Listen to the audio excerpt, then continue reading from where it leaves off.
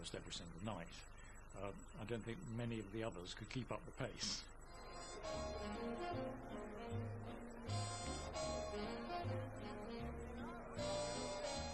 After partying all night in London, Diana would catch the early morning milk train down to Southampton and be in the air by 9 a.m. She was always used to taking her own decisions and doing her own thing. And I suppose in ATA she tried to conform, but she did occasionally, you know, fly down to Cornwall to have lunch with a friend or something like that, instead of delivering her aircraft straight away. Dear Diana, she generally got away with things like that. Diana always emerged from her plane with fresh war paint on. She always used to sort of do her lipstick and powder her nose before she landed, so she turned up looking sort of A1. And I mean, that was her way all the way through, you know, to look glamorous. Glamour was the order of the day, but for most, sex was still a mystery. We hardly knew what sex was, leave alone sexism in those days. And if anybody pinched my behind, I was only thankful I was attractive enough to have my bottom pinched. I didn't rush off and report it to someone. But no, I don't think there was too much. We were just all blokes together, if you like. If the majority didn't know what sex was, others were getting plenty of practice. Most of them don't seem to have had a great deal of sex during the war and probably wouldn't tell you if they had. Helen Harrison was one of the Americans who came over and vowed that she was going to have sex with every officer in the American army who she could lay her hands on. And she went about it with some gusto. Dorothy Hewitt was a very high-performance seductress, married 3 times, and one of those she wooed and married was Lord Beatty, the son of Admiral Lord Beatty of Jutland. And she subsequently had a scandalous affair with Sir Anthony Eden, which, had it become public, would have changed the course of history. But most of them were, I think, taking the work very seriously, and certainly on weekdays that ruled out sex. But even the most fun-loving ATA girl couldn't avoid the tragedy of war. Diana met 22-year-old squadron leader Humphrey Gilbert when she was forced to land in bad weather at his RAF base. Gilbert had the spark plugs removed from her plane. This kept her grounded long enough for them to fall in love. They were engaged within 3 weeks. The affair was going along swingingly, and then one day she didn't hear from him, and she began to feel the worst, like you always did in those days. You never knew when death was round the corner.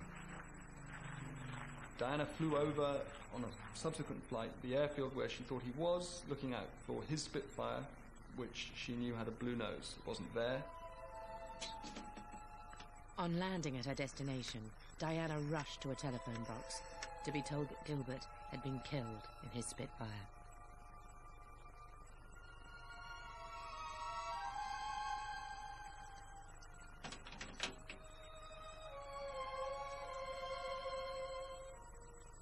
There, in a nutshell, you have the glamour of applying for the ATA and the tragedy of doing so in the middle of a war.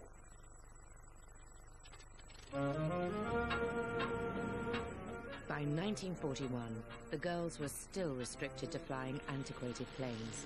But that year, Pauline Gower, the head of the ATA's women's section, finally made the revolutionary breakthrough that allowed the girls to fly state-of-the-art fighters.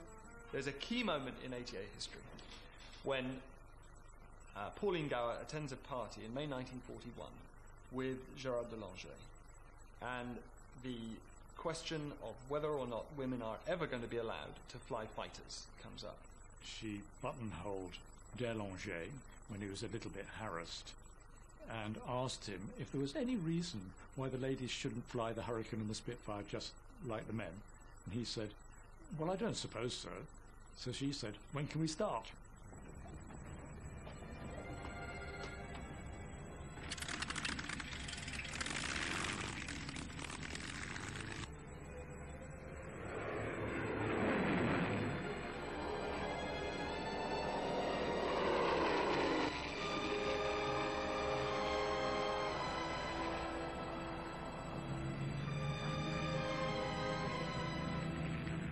Winnie Crossley, who was the first woman to fly a Hurricane, performed a perfect loop, climbed out, and said, "It's a lovely little aeroplane, darlings."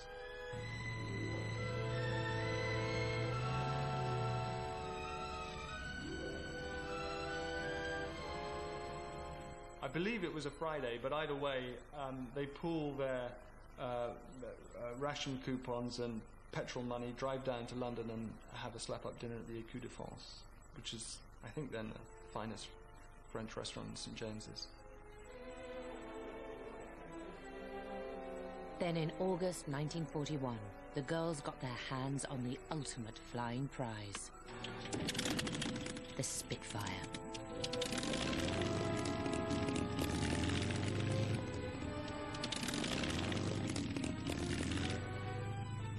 It was just a marvellous aeroplane. The aeroplane and you were just one together, and it would do just anything you wanted it to do.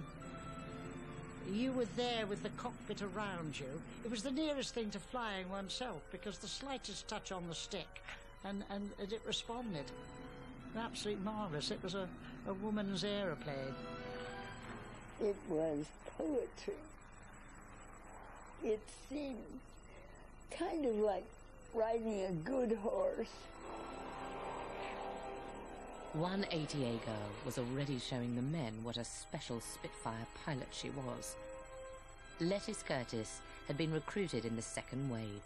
In September 1941, shortly after she joined the ATA, Lettice Curtis took off in a Spitfire from Prestwick, near Glasgow. Destination, White Waltham, the base of the ATA. It's a miserable day for flying. She knew the countryside, the mountains, the rivers, so she would wander way up the valleys and find a route to get to her destination, when a lot of the pilots, and particularly the Americans, who were used to wide open faces, would say, "We'll wait till the weather will clear." There's no one else in the air that day. When she lands at White Waltham, there's a bunch of American pilots, all men, who have been on the ground all day because they decided it was a washout.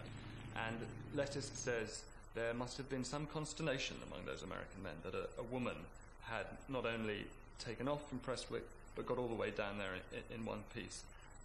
Consternation doesn't begin to say how upset the men would have been and how satisfied Lettice would have been to have achieved something that they couldn't.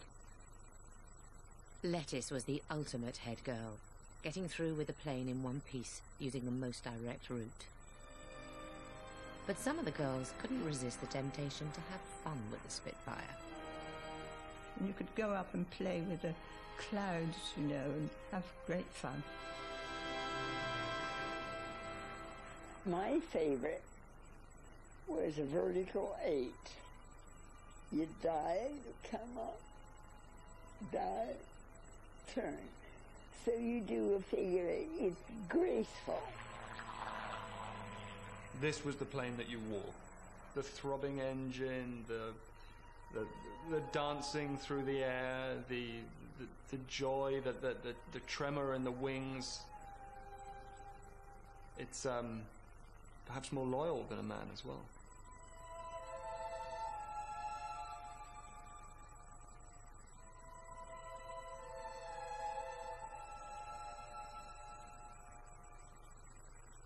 But the joy of flying wasn't without its dangers.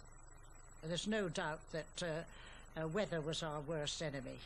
I think we had about 136 casualties, and I would sort of think 75% of them were to do with the weather. This is a cloudy country. It's a hilly country.